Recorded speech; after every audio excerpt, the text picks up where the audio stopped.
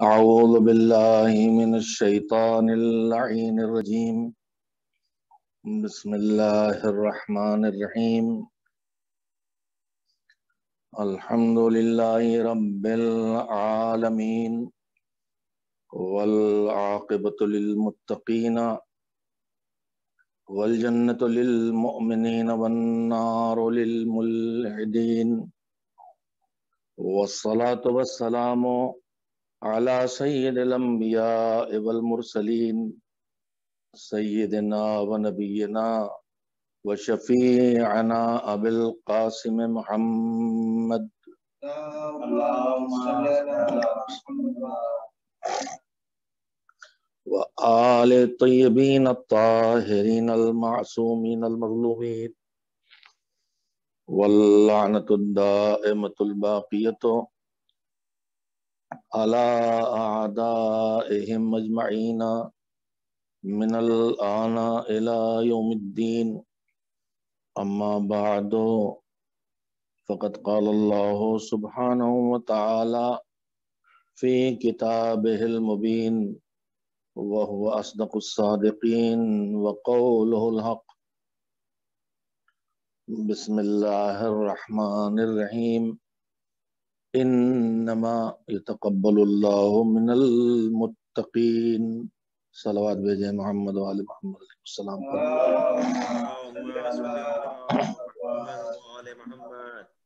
مجلس ایصال ثواب ہے، یعنی یہ عبادت اس لیے انجام دی جا رہی ہے کہ اس سے جو اجر و ثواب حاصل ہو اس کو اس تک پہنچایا جا سکے جو دنیا سے جا چکا ہے، اور جس تک اجر و ثواب کو پہنچانے کے لیے یہ عمل انجام دیا جا رہا ہے۔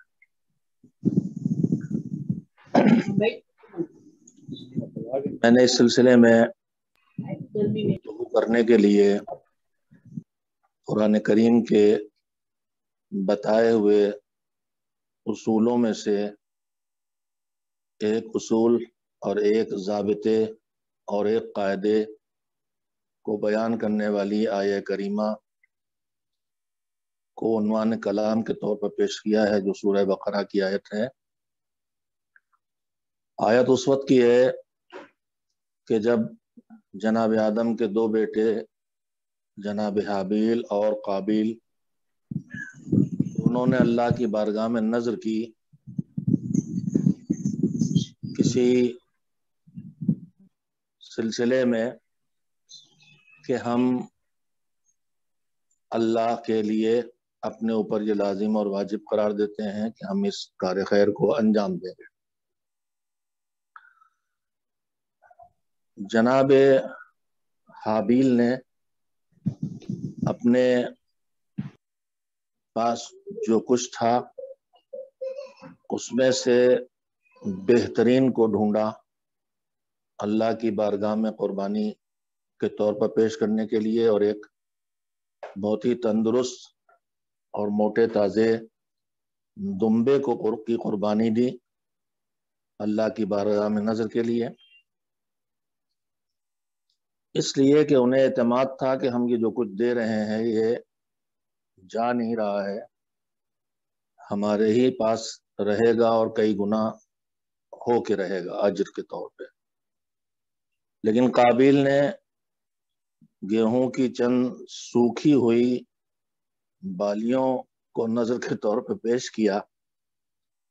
اب دونوں میں معاملہ یہ ہوا کہ یہ کیسے طے ہو کہ کس کی نذر قبول ہوئی۔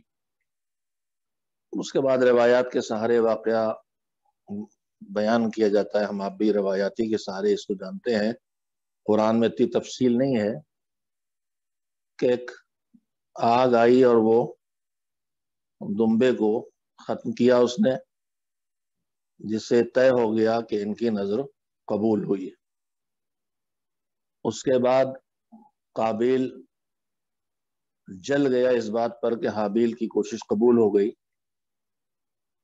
اور اس کے دل میں حسد پیدا ہو گیا، اور اس حسد نے قابیل بھائی ہے جناب حابیل کا، لیکن اس حسد نے اس کو یہاں تک پہنچا دیا کہ وہ جناب حابیل کو مارنے پر، جان لینے پہ تیار ہو گیا۔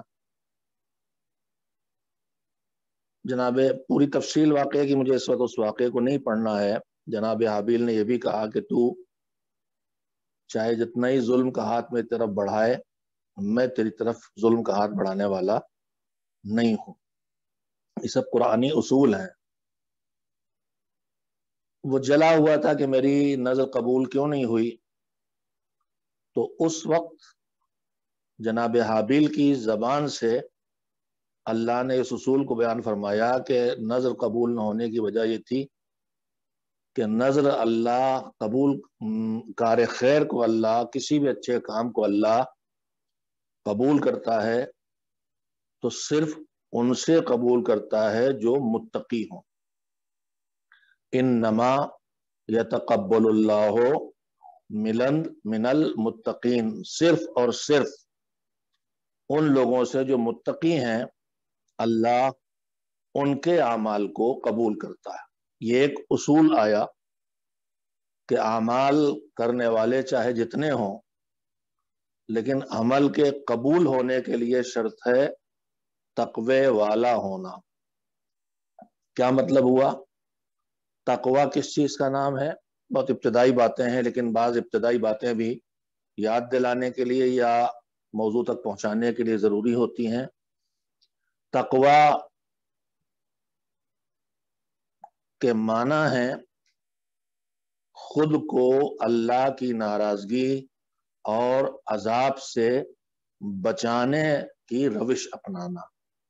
تقوی انسانی کردار کی زندگی بسر کرنے کی ایک روش کا نام ہے۔ انسان جو زندگی بسر کرتا ہے، الگ الگ روش ہوتی ہے، الگ الگ مزاج، لاپرواہ ہوتے ہیں کچھ لوگ، کسی کو کچلا، کسی کو مارا، کسی کو دھکا دیا، کسی کے ساتھ بدسلوکی کی، انہیں پتہ ہی نہیں چلتا۔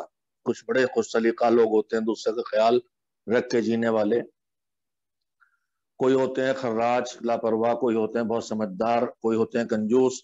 تمام معاملات میں انسانی روش حیات الگ الگ ہوتی ہے۔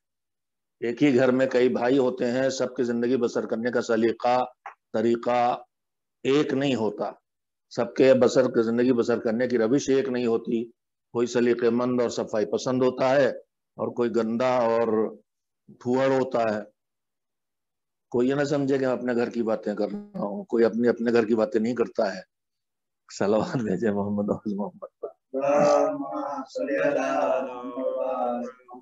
تو روش حیات الگ الگ ہوتی ہے۔ ایک روش اس کی ہوگی جو خدا کو مانتا ہی نہیں ہے، اس کے ہاں اللہ ہی نہیں ہے تو جو چاہے کرے۔ ایک وہ ہے جو اللہ کو مانتا ہے، مومن ہے، اللہ کو، قیامت کو، قرآن کو، معصومین کو، ائمہ طاہرین کو، انبیاء کو، مرسلین کو، سب کو مانتا ہے، دین کو، مذہب کو، مگر جب زندگی بسر کرتا ہے تو ان معاملات سے بالکل لاپرواہ ہے۔ تو اسے لگتا ہی نہیں کہ یہ بھی مومن اور مسلمان ہے۔ کھانا پینا، اٹھنا بیٹھنا، عادتیں، کام سب ایسے ہیں جیسے کہ اس کے ہاں دین نام کی کوئی چیز نہیں ہے۔ کچھ لوگ وہ ہوتے ہیں کہ جو دین کا خیال رکھ کے جیتے ہیں لیکن پارٹ ٹائم دیندار، کسی وقت کچھ معاملات میں دین والے اور کچھ معاملات میں دین سے دور۔ مجھے ایسے نمازی بھی ملے، مجھے حیرت ہوتی ہے، لیکن نماز کی شرائط میں شرط ہے طہارت، بدن بھی پاک ہو، لباس بھی پاک ہو، جس جگہ سجدہ کریں وہ جگہ پاک ہو، جس پانی سے وضو کریں وہ پانی پاک ہو۔ مجھے بہت لوگ ایسے ملے ہیں، اور میں نارتھ سے ساؤتھ انڈیا تک گیا ہوں، اور اس وقت میری مجلس کے میزبان ساؤتھ انڈیا سے تعلق رکھتے ہیں، اور میں اس مسئلے کو خاص کر کے وہیں کے لیے بیان کر رہا ہوں کہ اگر مجھے پاک کپڑے پریس کر کے دھو کے دینے والا نہیں ملتا تو اس کی وجہ سے میرے لیے کسی ایسے سے کپڑے دھلوانا اور پریس کروانا جس کے دھونے سے اور پریس کرنے سے کپڑے نجس ہو جائیں غیر مسلم سے، نہ وہ جائز ہو جائے گا، نہ وہ پاک ہوں گے، نہ ان کو پہن کے نماز قبول ہوگی۔ بہت سے لوگ ہیں جس معاملے میں دیکھتا رہتا ہوں، احتیاط نہیں کرتے۔ بہت سے لوگوں کے گھروں میں غیر مسلم کھانے پکانے تک کے لوگ دیکھنے کو مل جاتے ہیں، خدمت گزار مل جاتے ہیں، تو وہ تو لاپرواہ ہیں۔ لیکن مجھے حیرت ہوتی ہے ایسے، اور دیکھنے کو ملے اس لیے کہہ رہا ہوں ایسے لوگ بھی، کہ جو نمازی ہیں، پکے نمازی ہیں، نماز شب بھی قضا نہیں کرتے، لیکن گھر میں ملازم غیر مسلم ہے، اور اسی سے کہتے ہیں فلانے لال پانی بھر لاؤ میں وضو کر لوں، اور پھر کپڑے بھی ان کے جہاں سے دھل کے آ رہے ہیں وہ بھی وہی کوئی لال پیلے ہیں۔ تو کم سے کم اتنا شعور تو ہو کہ آپ کی نماز لباس پاک ہونا چاہیے، اس میں ایک تو جو نجاست طہارت سے پرہیز ہماری زندگی سے ہٹ گیا، کام کی جب بھی بات جہاں یاد آئے گی میں وہیں کہوں گا، نجاست طہارت سے پرہیز جو ہماری زندگی سے ہٹ گیا ہے، اور بدن میں نجیس غذا ہمارے یہاں جا رہی ہے، ہوٹلوں میں کھانا، کہیں کہیں ترقی یافتہ گھروں میں، خود گھروں میں بھی بڑی گویا کہ ایک طرح کی سیکولرزم آ جاتا ہے، اور جس کو چاہا ملازم رکھ لیا، مسلم کی قید نہیں ہے، نجس کھانے پیٹ میں جا رہے ہیں بچوں سے لے کے بڑوں تک، تو ہم سمجھتے ہیں گناہ کر رہے ہیں، نجاست سے پرہیز نہیں کر رہے ہیں، لیکن یہ گناہ خطرناک کتنا ہے۔ مجلسوں میں آپ سنتے ہیں، میں خالی یاد دلاؤں کہ نجس کھانے سے پرہیز کتنی خطرناک چیز ہے۔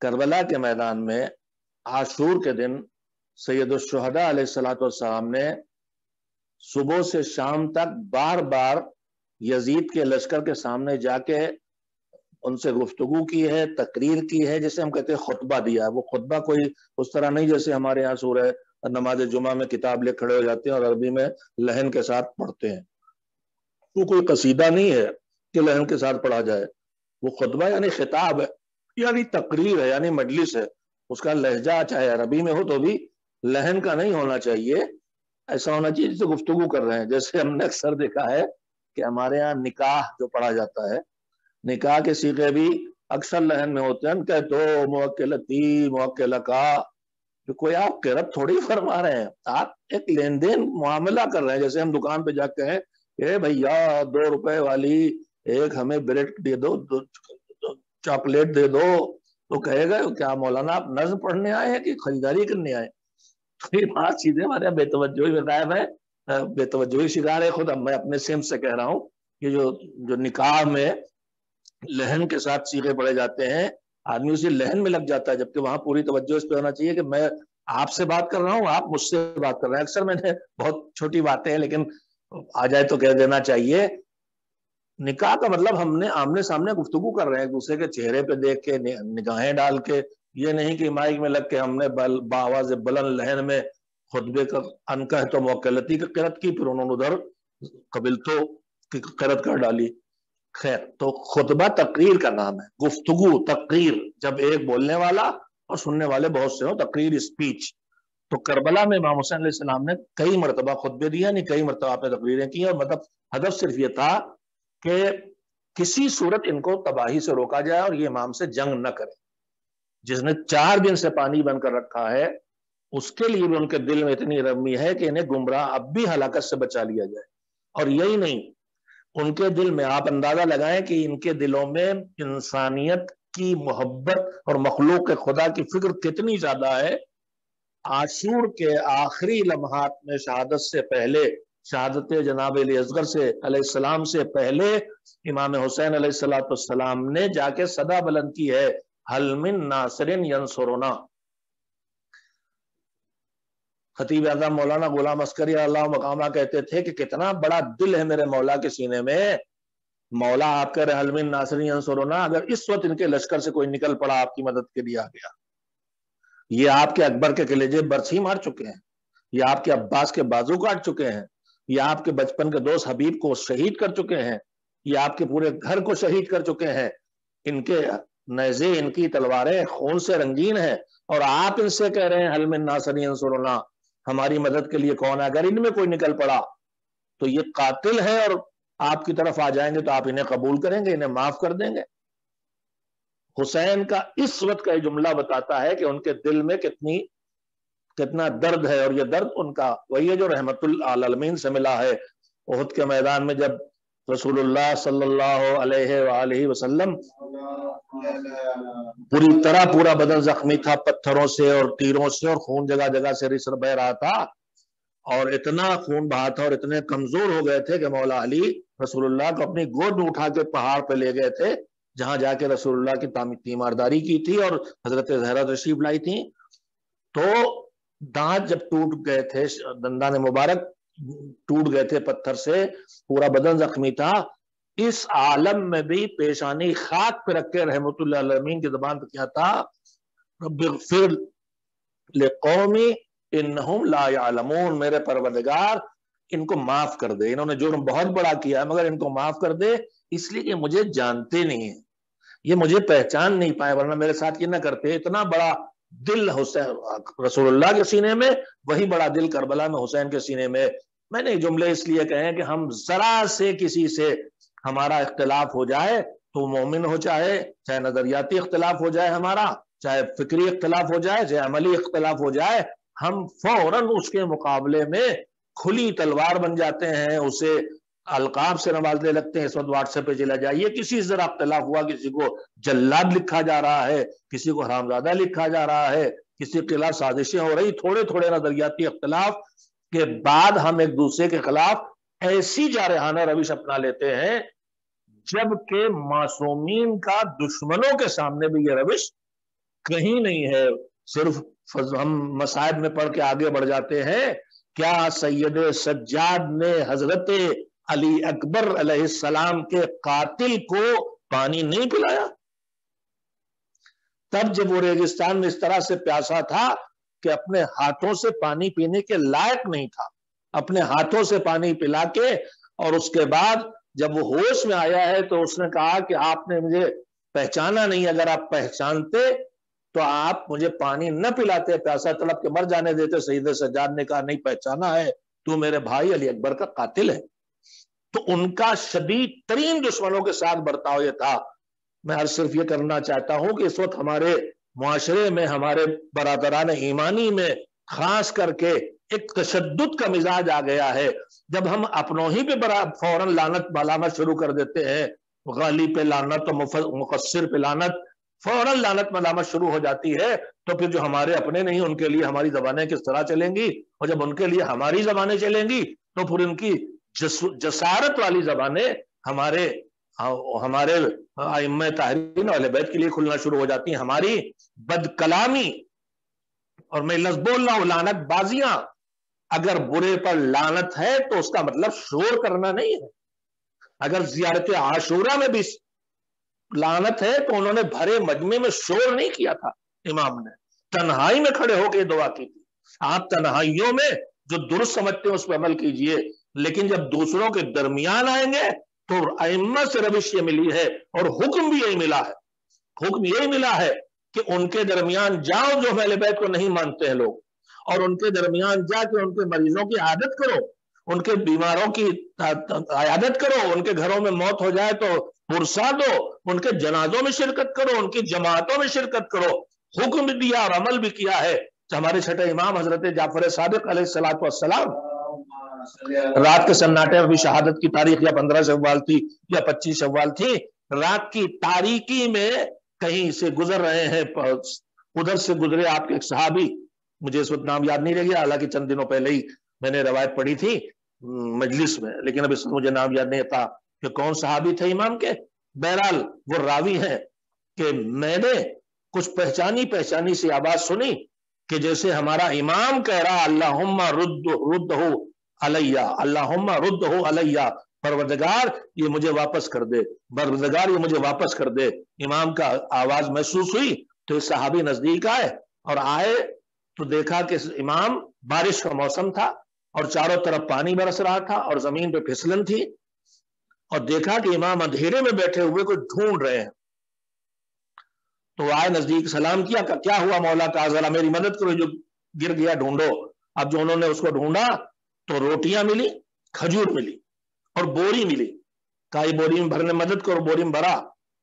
کہا مولا اس بارش میں، اس برسات میں، اس موسم میں آپ کہاں جا رہے ہیں؟ کہا وہیں نزدیک میں سقیفہ بنی ساعدہ تھا. کہا وہاں جا رہے ہیں. کہا کیوں؟ کہا وہاں جو غریب لیٹتے ہیں چھتے میں ان کو پہنچانے. تو انہوں نے اشاروں میں کہا مولا وہ تو آپ والے نہیں ہیں. کہا مجھے معلوم ہے وہ ہمارے نہیں ہے. روایت میں ہے، میں جملہ روایت میں ہے کہ روٹی تھی، کھجور نہیں تھی، روٹی تھی. کہا وہ ہمارے والے نہیں ہے. روایت یہ کہتی فرمایا کہ اگر ہمارے والے ہوتے تو اس روٹی کے ساتھ نمک بھی ہوتا. ایک فرق برتاؤ میں رکھا. یہ بھی ایک بہت باریک چیز ہے کہ برتاؤ اور سلوک کا فرق جو فاصلوں کو بتائے. لیکن میں اس وقت بتانا چاہتا ہوں کہ ائمہ نے ہمیں اپنی زبان سے بھی ہدایت دی ہے، اپنے عمل سے بھی سکھایا ہے. سب کے ساتھ اچھا برتاؤ کرو. جو تمہارا دشمن بھی ہے اس کے ساتھ بھی تمہیں اس نے سلوک کرنا ہے. بات سے بات نکلتی گئی. میں نے عرض کیا نجاست سے پرہیز نہ کرنے کا خطرناک نتیجہ کیا ہوتا ہے. میرے عزیزوں، نجاست سے پرہیز نہ کرنے کا خطرناک نتیجہ دیکھیے. کربلا کے میدان میں حسین صبح سے خطبے دیتے تھے، تقریریں کرتے تھے تاکہ کوئی نکل کے آ جائے، کوئی نکل کے آ جائے، کوئی نکل کے آ جائے. سوائے جناب حر کے کوئی نہیں آیا، اور جناب حر خطبوں سے پہلے آ گئے، اس لیے کہ وہ خطبے کے محتاج نہیں تھے. انہوں نے صرف اپنی آخرت کو دیکھا اور کہا کہ میں اپنے کو جنت و جہنم کے درمیان پاتا ہوں، تو نکل کے آ گئے. تو جو آخرت کو یاد رکھتا ہے وہ خطبہ حسینی نہ بھی سنے تو صرف اس کا یہ خیال کہ میں جنت و جہنم کے درمیان کھڑا ہوں اسے نکال کے لے آتا ہے. لیکن جو فکر آخرت جس کے دماغ سے نکل جائے اور صرف دنیا چھا جائے، جو یزیدی لشکر پہ چھائی تھی. یزیدی لشکر کے اوپر کیا چھایا تھا؟ حکومت رہے، سردار کو حکومت چاہیے تھی. نیچے جو آئے تھے وہ کائے کے لیے کا لوٹ کا مال ملے گا، انعام ملے گا، یہی سب کی لالچیں جس میں آئے تھے. فکر آخرت ان کے دماغوں میں تھی ہی نہیں. اور اگر کہیں فکر آخرت تھی، نماز بھی پڑھ رہے تھے وہ، اور نماز پڑھے جس کا مطلب فکر آخرت ان میں ایک طبقہ اگر وہ ایسا تھا تو یہ وہی طبقہ تھا جو خوارج والا طبقہ. یعنی یہ دین کو مانتے ہیں، عمل بھی دین پہ کر رہے ہیں، لیکن ان کے دین میں عقل اور شعور اور بصیرت شامل نہیں. میرا اس وقت کا موضوع نہیں ہے، لیکن ایک صلوات بھیجیں محمد وآل محمد.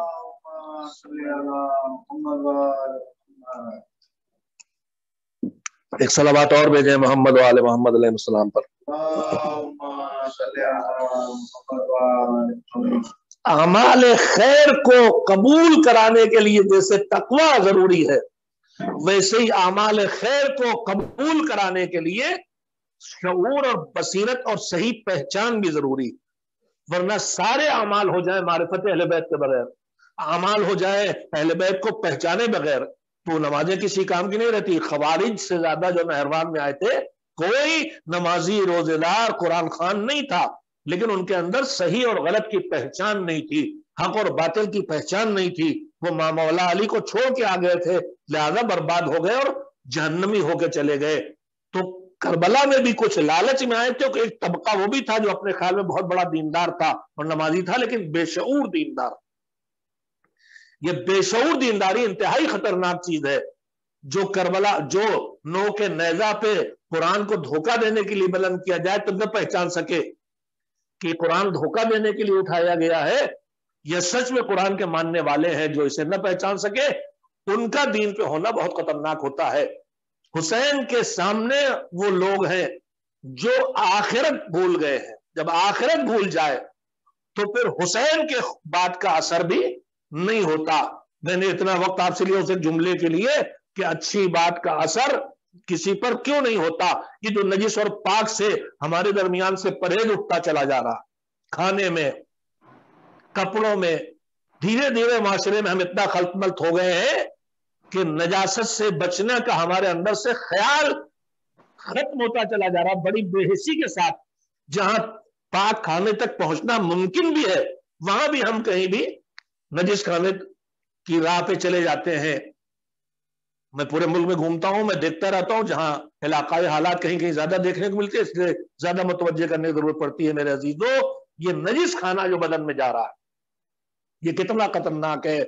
کربلا میں جب سید الشہداء آخری خطبہ دینے کے لیے آئے، جہاں تک مجھے یاد آتا ہے، تو ان کی آواز لوگوں تک نہ پہنچے، اس لیے چاروں طرف طبل اور تاشے اور ڈھول بجائے جانے لگے. ایک مرتبہ جانوروں کو بھڑکایا گیا تھا کہ وہ بھی شور کرے، لیکن امام نے ایک مرتبہ اشارہ کیا تو پورے لشکر میں سناٹا چھا گیا. یہی جاگ جانے کا وقت تھا کہ ایک اشارے پہ جانور بھی چپ ہو گئے ہیں. تو اس کا مطلب یہ عام انسان نہیں ہے، یہ کوئی خدا والا ہے جسے اللہ نے یہ طاقت دے رکھی ہے، جسے علمی زبان میں ولایت تکوینی کہتے ہیں، یعنی ان کے پاس صرف اللہ کی طرف سے امام بنایا جانا اور ان قوانین کا اختیار جو انہیں ملا ہے وہی نہیں ہے، ان کے پاس اللہ نے اپنی مخلوق کے اندر تصرف کا اختیار بھی دے رکھا ہے کہ جانور کو اشارہ کرے تو پورا لشکر سکوت چھا گیا۔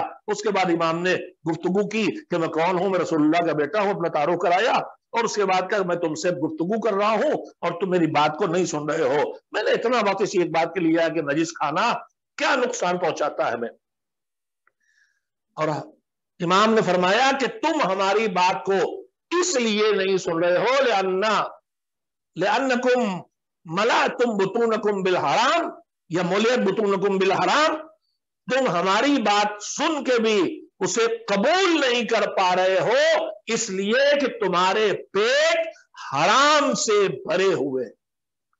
میں نے نجس کا خصوصیت تذکرہ کیا اس لیے کہ عام طور پر ہمارے جو صاحبان ایمان ہے ان کی روزی کے ذریعے زیادہ تر حلال ذریعے ہیں، البتہ بینکوں کی ملازمت صرف بحد مجبوری تو جائز ہے، اس کے علاوہ اس میں جو انٹرسٹ کا کاروبار اس کی ملازمت جائز نہیں ہے، شراب کے کارخانوں ملازمت جائز نہیں ہے، شراب اور جوئے اور حرام چیزیں بیچنے والے جو کمپنیاں ان کے جو شیئرز ہوتے ہیں ان کو خریدنا جائز نہیں ہے۔ حرام روزی کے بھی ذریعے ہیں جن سے ہمیں باخبر ہونا چاہیے۔ اکثر جگہوں پر اپنی جات سے ہٹ کے جو لوگ اوپر کی آمدنی لے لیتے ہیں تو بھی جائز نہیں ہے۔ میرے عزیزو، خمس نکال کے اگر کھانا کھا رہے ہیں تو اس کھانے میں خمس کا شامل ہونا یہ بھی حرام کو اندر پہنچا رہا ہے۔ انہی میں ایک نجس چیز ہے جو پورے معاشرے میں بری طرح رائج ہو گئی، میں نے اس کو خصوصیت تذکرہ کیا، ورنہ وقت کا مال جائز نہیں ہے۔ جتنی جگہیں ایسی ہیں جہاں حرام پیٹ میں جا رہا ہے اس کا خطرناک اثر یہ ہے کہ حسین کہہ رہے ہیں تمہارے پیٹ حرام سے بھرے ہیں، لہذا تمہارے اوپر میری بات، حسین کی بات، امام وقت کی بات، صاحب تطہیر کی بات، فرزند رسول کی بات، فرزند فاطمہ والی کی بات اثر نہیں کر رہی ہے۔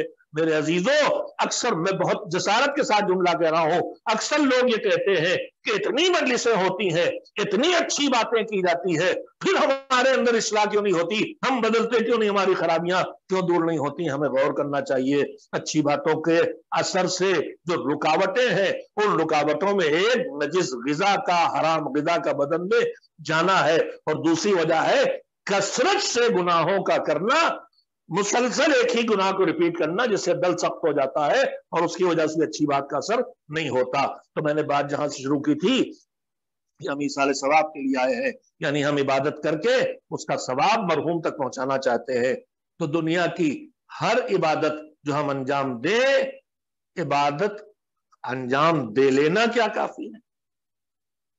عبادت انجام دے لینا کافی نہیں ہے، اس عبادت کا اللہ کی بارگاہ میں قبول ہونا ضروری ہے۔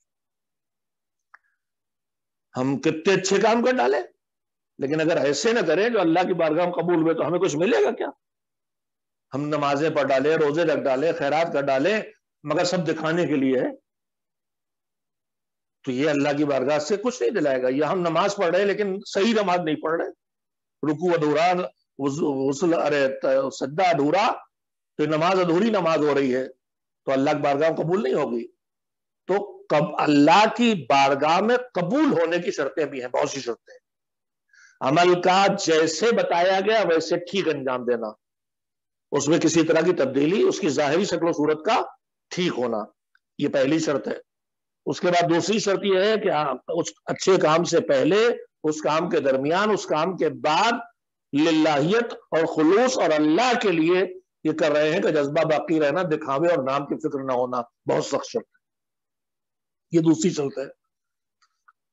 تیسری بڑی شرط جو اعمال کو قبول کرنے کی ہے وہ یہی ہے کہ جو میں نے آیت پڑھی کہ جناب حابیل نے کہا کہ ٹھیک ہے قبول نہ ہونے کی وجہ تو سمجھو کیا ہے، قبول نہ ہونے کی وجہ یہ ہے کہ اللہ بس اور صرف ان سے قبول کرتا ہے جن میں تقویٰ۔ تقویٰ کیا ہے؟ میں نے یہیں سے بات شروع کی تھی، اللہ کے عذاب اور اللہ کی ناراضگی سے بچنے والی روش اختیار کر کے زندگی بسر کرنا۔ اللہ کے عذاب سے بچنے والی روش کا مطلب کیا ہوا؟ لاپرواہی نہیں، مذہب سے بے تعلقی نہیں، مذہب جاننا، مذہب کو جان کے جب جانیں گے تو ہمیں پتا چلے گا کہ اچھے کاموں کے انجام دینے کی 2 قسمیں، واجب اور مستحب، اور برائیوں کی 2 قسمیں، حرام اور مکروہ۔ تقویٰ کم سے کم یہ ہے کہ آدمی اس طرح زندگی بسر کرے کہ حتی الامکان اس کی کوشش کرے کہ واجب نہ چھوٹے اور حرام کام نہ ہو، تبھی اللہ کی ناراضگی سے بچ سکے گا۔ کم سے کم اتنا کرنا پڑے گا کہ واجب نہ چھوٹے اور حرام کام نہ ہو، تب وہ عمل قبول ہونے لائق ہوگا۔ ورنہ ہم لاکھ اچھے سے اچھے بڑے سے بڑے کام کرتے رہے، ہزاروں لاکھوں کروڑوں روپے خرچ کر ڈالے، ساری رات نمازیں پڑھ ڈالے، پورے رمضان سے پہلے رجب شعبان روزے رکھ ڈالے، ہر سال زیارت کے لیے جائیں، ہر سال عمرہ کریں، حج کریں، جو چاہے کرتے رہے، لیکن تقویٰ ہمارے اندر نہیں ہے، یعنی واجبات چھوڑ رہے ہیں، حرام کاموں سے بے توجہ ہیں، کر رہے ہیں، تو تقویٰ نہیں ہے تو پھر عمل قبول ہونے کے لائق نہیں ہے۔ اس لیے کہ اس میں وہی انما آیا ہے جو انما آیا تطہیر میں ہے، جو انما آیا ولایت میں ہے، انما ولیکم اللہ، بس تمہارا ولی، اب آگے کوئی گنجائش نہیں، اللہ، نبی اور وہ جو حالت رکوع میں زکوٰۃ دیتے، انما یرید اللہ، بس اللہ کا ارادہ یہ اور کچھ نہیں۔ تو یہ انما جو ہے یہ گھیر دیتا ہے، اس طرح گھیرتا ہے کہ جو اندر آنا چاہیے وہ باہر نہ رہ جائے، اور جو باہر ہونا چاہیے وہ اندر نہ آ پائے۔ انما یتقبل اللہ من المتقین، اللہ صرف اور صرف بس ان سے قبول کرتا ہے جن میں تقویٰ۔ خلاصہ کلام اب تک کا یہ ہوا کہ تقویٰ یعنی واجب نہ چھوٹے، حرام نہ ہو، ساری کوشش کر کے بھی آدمی غلطیاں ہوں گی، واجب کہیں چھوٹے گا، کہیں حرام ہوگا، تو واجب چھوٹے تو اس کی قضا ہو جائے، کفارہ ہے تو کفارہ ہو جائے، اس کا احساس ہو جائے، اور اگر حرام ہوتا ہے تو حرام میں بھی کہیں کفارہ ہوگا، کہیں صرف توبہ ہوگی، کہیں اس فریضے کا ادا کرنا ہوگا، اس کو آدمی انجام دے لے، یہ ہے تقویٰ۔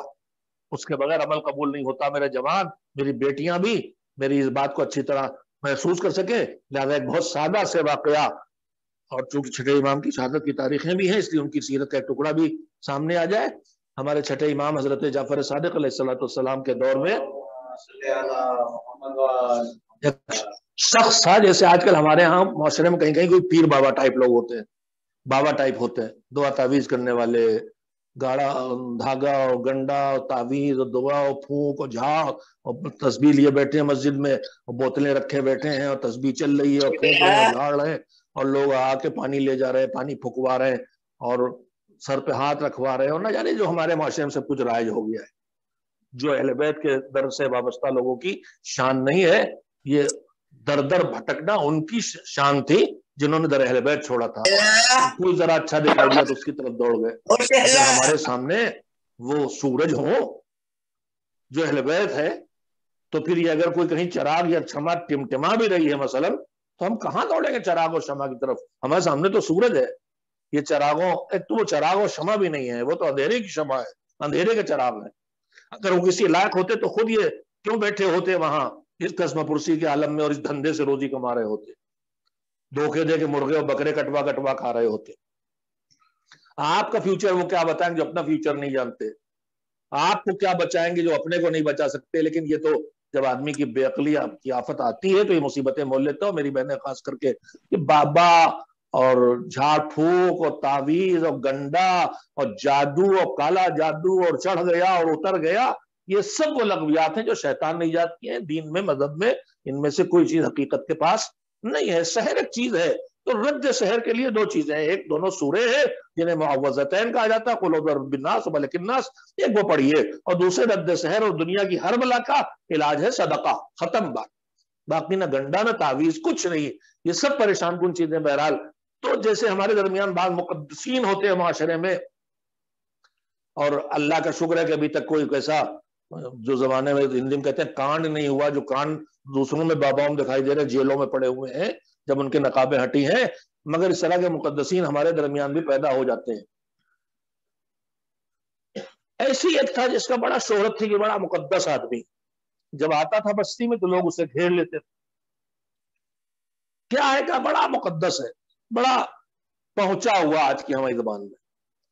امام نے چاہا کہ اس کی سچائی لوگوں کے سامنے آ جائے، سچائی اور حقیقت سامنے آ جائے، تو اگر ایسے بیان کر دیں تو لوگ مانے نہیں، لہذا ثبوت کے ساتھ ہونا چاہیے۔ بہت مشہور ہے واقعہ، بچپن سے مجلسوں میں خود پڑھتا رہا ہوں، آپ نے بھی سنا ہی ہوگا تو ایک دن امام نے کہا یہ ڈھونگ جو ہے ختم ہونا چاہیے، اس لیے انہوں نے اسی نگرانی شروع کی۔ آخر اس میں ہنر کون سا ہے جس کی وجہ سے لوگ اس کو اتنا مقدس باب مانتے ہیں، اتنے مقدس ہے، حقیقت کیا ہے اس کی؟ تو دیکھا کہ جب لوگوں کے گھیرے سے نکلا تو ایک روٹی والے کی دکان پہ گیا، نانوائی کی دکان پہ گیا، روٹی والے کی دکان پہ، اور اس سے جا کے کچھ دیر میٹھی میٹھی باتیں کہ ظاہر مقدس باب آ جائے تو آدمی توجہ ساری ادھر ہو جائے گی، اور چپکے سے اس کے روٹیوں میں سے 2 روٹیاں اٹھا کے اپنے جبے کی جیب میں رکھ لی۔ پھر پھل والے کی دکان پہ پہنچا، وہاں بھی باتیں کرتے کرتے 2 انار اپنی جیب میں اٹھا کے رکھ لیے۔ خزینۃ الجواہر نہاوندی، علی اکبر نہاوندی کتاب، اس میں یہ واقعہ موجود ہے۔ اب اس کے بعد وہ چلا، امام نے کہا جب آدمی ہے اتنا مقدس، اتنی شہرت اس کی ہے، یہاں سے چرا کے روٹی اور انار لے کے جا رہا۔ امام کو تو سب پتا ہمارے لیے۔ وہ شہر سے باہر نکلا، کھنڈر پہنچا، ایک بےکس و بے بس آدمی، نابینا فقیر بیٹھا ہوا تھا۔ اس نے دونوں روٹیاں اور انار اس کو لے جا کے دے دیے کہ لو کھاؤ۔ اس نے دعائیں دینا شروع کی۔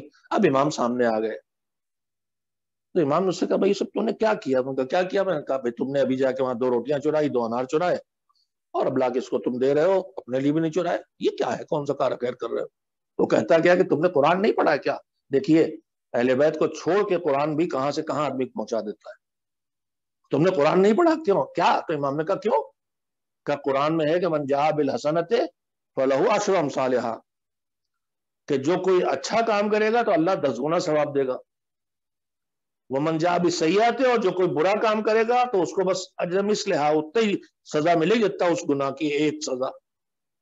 تو 2 قانون اللہ کے ہیں کہ گناہ پر 1 سزا ہے اور کسی بھی نیکی پر 10 جزا اور 10 ثواب ہے۔ کہاں پڑھا ہے؟ کہا پھر اعتراض کیوں کر رہے میرے اوپر؟ اب اس نے وجہ بتائی، دیکھیے اللہ کی کتاب ہے لیکن اہل بیت کا دامن چھوڑ کے کہاں پہنچا دیتی۔ اس نے کہا سنو، میں نے یہ 2 انار چرائے، 2 برائیاں ہوئیں، 2 گناہ، 2 روٹیاں چرائی، 2 گناہ، تو کل میرے کتنے گناہ ہوئے؟ 4۔ اور کہا میں نے دونوں روٹیاں لا کے اس کو دے دی تو 2 نیکیاں کی تو کتنے ثواب ہوئے؟ 20۔ دونوں انار دے دیے، وہ بھی کتنے ثواب ہوئے؟ 20۔ تو کل ثواب کتنے ہو گئے؟ 40۔ میرے 4 گناہ اس سے نکال دو، 4 نیکیاں اس سے نکال دو، تب بھی 36 ثواب میرے نام عمل میں آ گئے۔ یہ ہوئی دادا کے حلوائی کی قبر پہ دکان پہ دادا کا فیضیاب، فری سروس والے۔ اگر یہی سلسلہ شروع ہو جائے تو پھر دنیا میں کوئی اپنی جیب سے نکالے کیوں، یہی کرتا پھرے گا۔ کہ 36 نیکیاں میرے نام عمل میں آ گئی۔ تو اب امام نے فرمایا کہ قرآن میں نے نہیں پڑھا ہے کہ تو نے نہیں پڑھا ہے؟ اس نے کہا کیوں؟ تو نے یہ تو پڑھ لیا کہ نیکی پہ 10 ثواب ملیں گے، مگر نیکی پہ 10 ثواب تبھی تو ملیں گے جب نیکی قبول ہو۔ اور اللہ نے قرآن مجید میں نے آیت یہی پڑھی تھی، اللہ نے قرآن مجید میں یہ اعلان کیا ہے کہ انما یتقبل اللہ من المتقین، اللہ صرف اور صرف ان سے نیکی قبول کرتا ہے، اچھے کام عمل قبول کرتا ہے جن میں تقوی پایا جائے۔ تو تم نے جب اس نیکی سے پہلے، ان کو روٹی اور انار کھلانے سے پہلے تم نے چوری کر لی، تو چوری کر کے تمہارا تقوی تو ختم ہو گیا، اب تم متقی رہے نہیں۔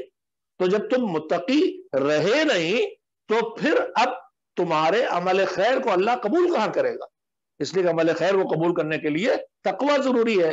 چوری کر کے تمہارا تقوی چلا گیا، عمل خیر تمہارے قبول نہیں ہوں گے تو تمہارے نام عمل میں نیکی تو کوئی نہیں آئی، 4 گناہ تمہارے نام عمل میں آ گئے۔ تو میں نے یہ واقعہ اس لیے سنا ہے کہ آسانی سمجھا جا سکے کہ ہم کوئی بھی اچھا کام کریں تو صرف اچھے کام کے کر لینے کو کافی نہ سمجھے، پہلے ویسے کریں جیسے اللہ نے کہا ہے، اس کے بعد اس میں دکھاوا اور ریاکاری اور نام کی فکر نہ پہلے ہو، نہ بیچ میں، نہ بعد میں، اور اس کے بعد شعور اور بصیرت ہو کہ اس وقت کیا کرنا ہے، مجھے اس وقت کی میری ڈیوٹی کیا ہے۔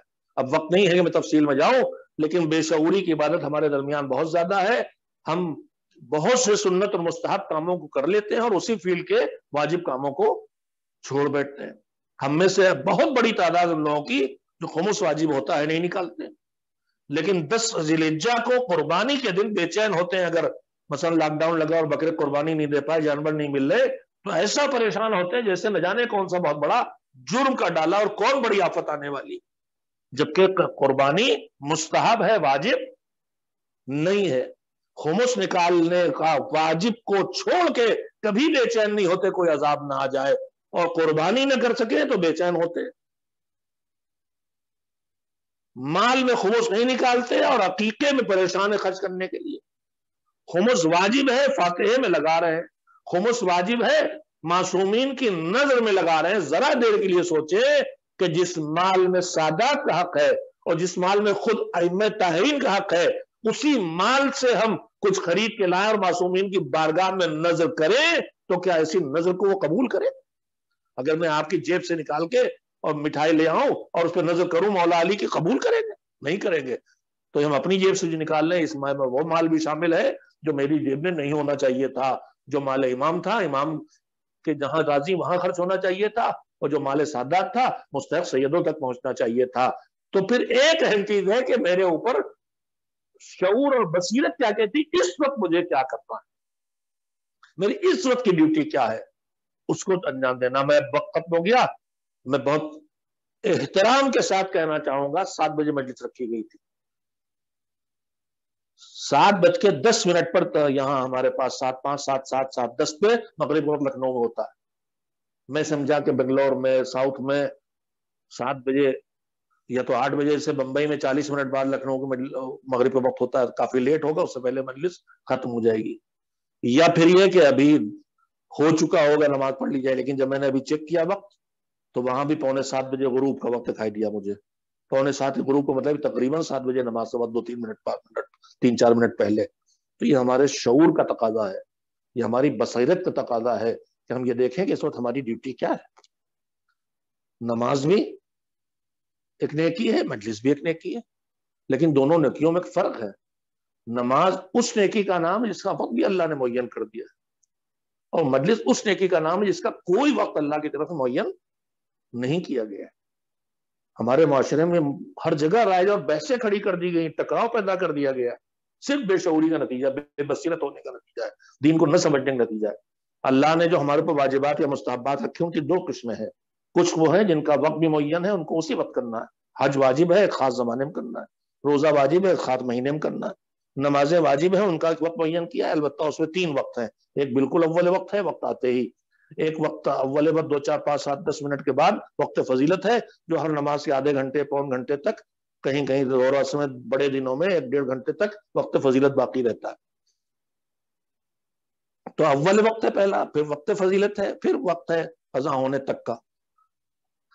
3 وقت نماز کا، ان میں بہترین وقت ہے وقت اول وقت جب شروع ہو، اور بدترین وقت ہے قضا کا وقت، قضا سے پہلے ڈھلتے سورج پہ نماز، نکلتے سورج پہ نماز صبح کی، ڈھلتے سورج پہ نماز ظہر عصر کی، نصف لیل کے آس پاس مغرب عشاء کی۔ قضا ہوگی تو آدمی گنہگار ہوتا ہے، گنہگار نہیں ہوتا، لیکن نماز کی ویلو اتنی ڈاؤن ہو جاتی ہے کہ روایات کہتی ہے کہ جب اول وقت آدمی نماز پڑھتا ہے تو نور بن کے آسمانوں میں جاتی ہے دعا دیتی ہوئی، لیکن جب ٹال ٹول کے آخر پر پڑتا ہے تو یہ کوستی ہوئی جاتی ہے کہ تو نے مجھے کم شمار کیا، تو نے میری توہین کی، تو نے مجھے ہلکا لیا، اللہ تجھے ہلکا لے۔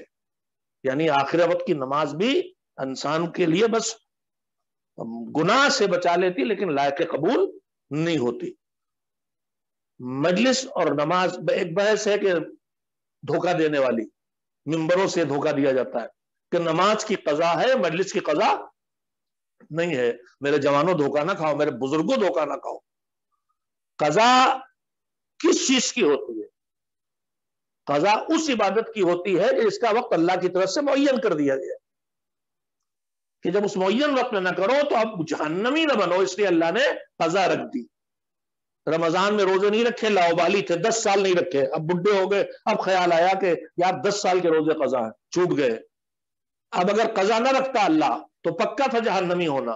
یہ اس کی رحمت کا تقاضا اور نتیجہ تھا کہ اس نے کہا کہ رمضان میں نہیں رکھے، 5 سال 10 سال نہیں رکھے، اب توبہ کرو اور ان کی قضا رکھ ڈالو۔ حج جب واجب ہوا تھا نہیں کی، آپ پڑھ ڈالو۔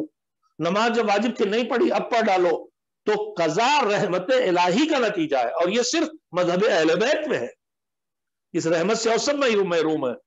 نکل گیا وقت تو نکل گیا، آپ کچھ نہیں کر سکتے وہ، لیکن اہل بیت جو دین مذہب دین خدا پہنچانے والے تھے، پورا دین بغیر تحریف و تبدیلی کے، وہاں قضا کی گنجائش ہے۔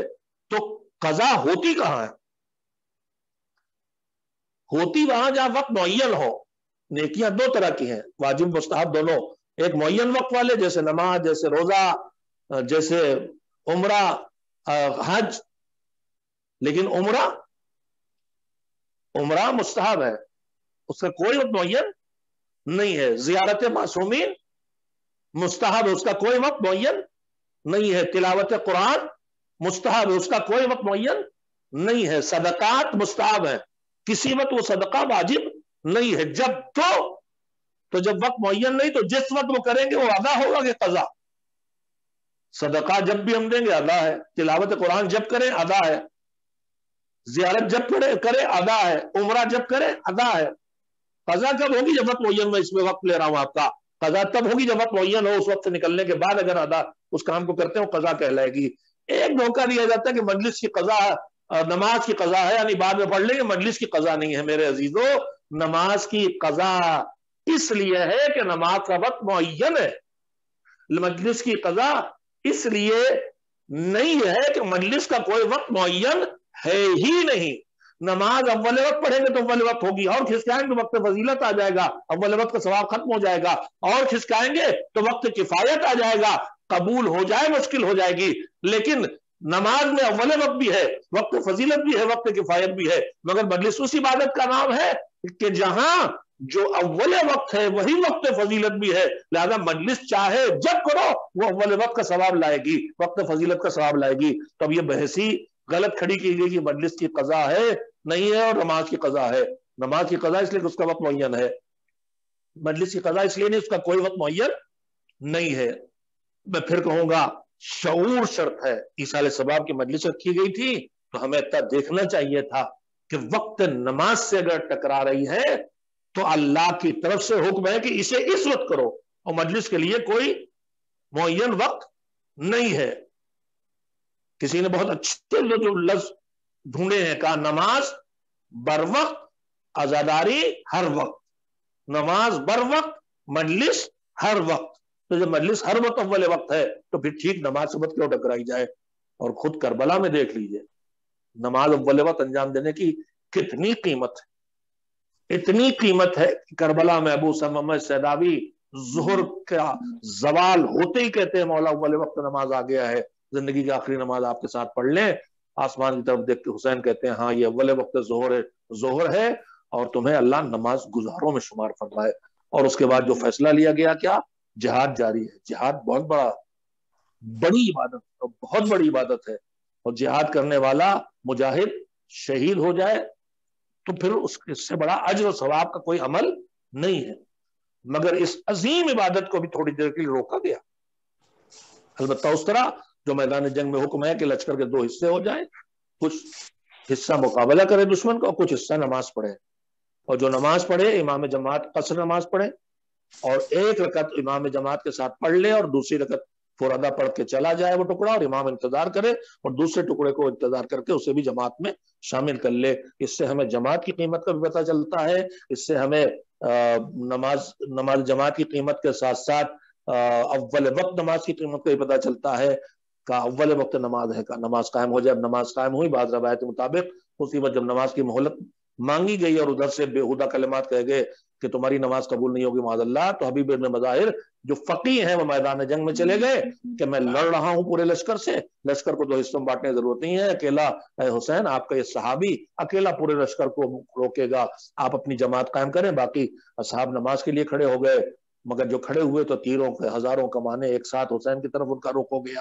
تیروں کی بارش شروع ہو گئی تو سعید و زہیر سامنے آئے، امام کے سامنے آ کے دیوار بن کے کھڑے ہو گئے. تیر آ رہے سنسناتے ہوئے، لختے جگر زہرا کے جسم کا نشانہ ہے. تیروں ہزاروں اور سینکڑوں کی تعداد میں آ رہے ہیں اور صرف 2 مجاہد کھڑے ہیں ہاتھوں میں تلوار اور ڈھال لیے ہوئے.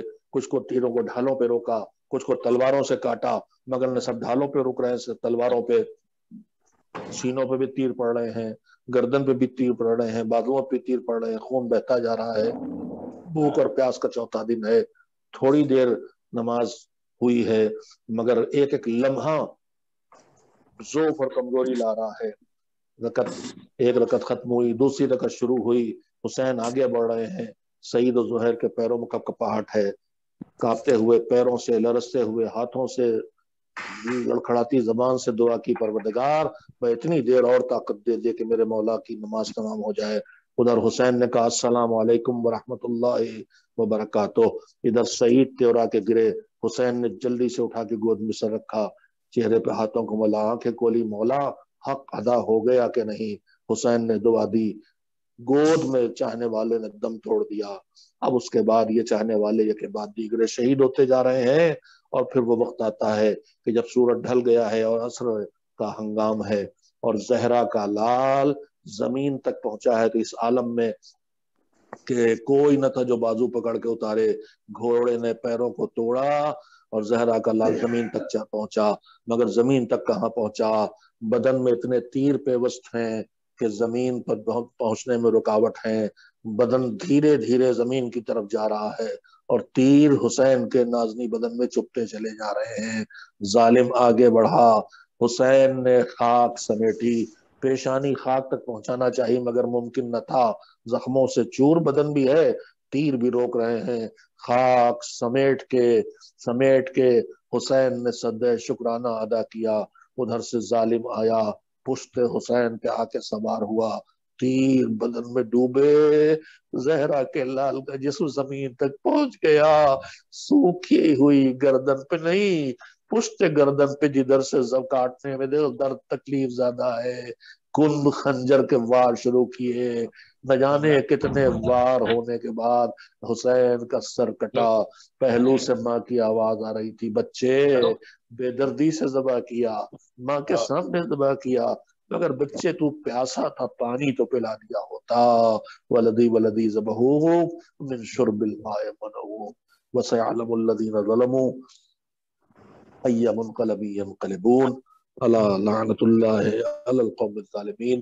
پروردگار محمد و آل محمد علیہ السلام کا واسطہ ہماری اس مجلس اعزا کو اپنی عبادت قرار دے اور اسے قبول فرما، اس سے جو اجر و ثواب ملے مرحوم ہادی صاحب کی سال ثواب کی مجلس ہے کی روح تک پہنچا دے۔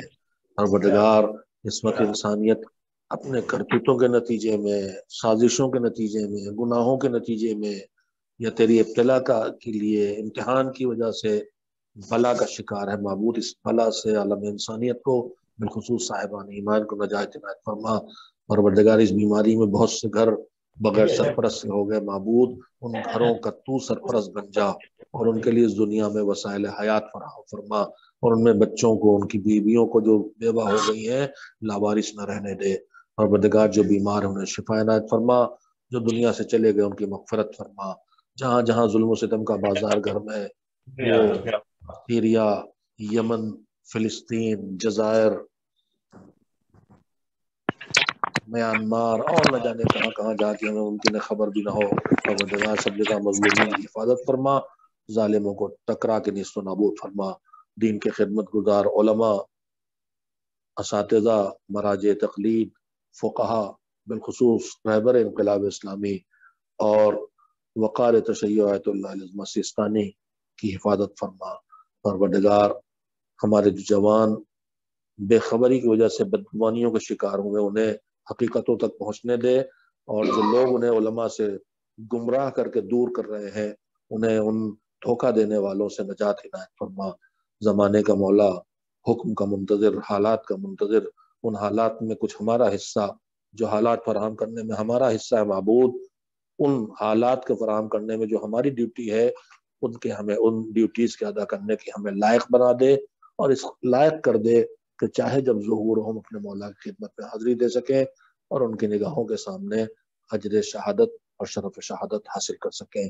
ایک بار سورہ حمد اور 3 بار سورہ توحید کی تلاوت فرما کے مرحوم ہادی صاحب کی روح کو